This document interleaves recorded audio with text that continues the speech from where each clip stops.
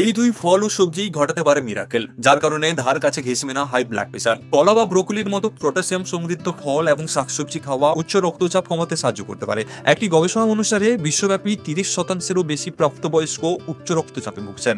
উচ্চ রক্তচাপ হৃদরোগের ঝুঁকির কারণ। এটি স্ট্রোক, কিডনির রোগ, হৃদস্পন্দনের ব্যাঘাত, এমনকি স্মৃতিশক্তি হ্রাসের মতো সমস্যা সৃষ্টি করতে পারে। কানাডার একটি বিশ্ববিদ্যালয়ের বৈজ্ঞানিকরা দেখেছেন যে খাবারে পটাশিয়ামের পরিমাণ বাড়িয়ে এবং লবণের পরিমাণ কমিয়ে রক্তচাপ আরো ভালোভাবে নিয়ন্ত্রণ করা যেতে পারে। গবেষণায় দেখা গেছে যে কলা বা ব্রোকলির মতো পটাশিয়াম সমৃদ্ধ খাবার খেলে রক্তচাপের উপর আরো ভালো প্রভাব পড়তে পারে। পটাশিয়াম এবং সোডিয়াম উভয়ই এমন উপাদান যা শরীরের পেশির কার্যকারিতা এবং জলের পরিমাণ নিয়ন্ত্রণ করে। বিজ্ঞানীরা বলেছেন যে প্রাচীনকালে মানুষ বেশি ফল এবং শাকসবজি খেত, যার কারণে শরীর এই ধরনের খাদ্যের সঙ্গে খাপ খাইয়ে নিত, যাতে বেশি পটাশিয়াম এবং কম সোডিয়াম ছিল। কিন্তু আজকের খাবার দাবারের লবণ বেশি এবং পটাশিয়াম কম।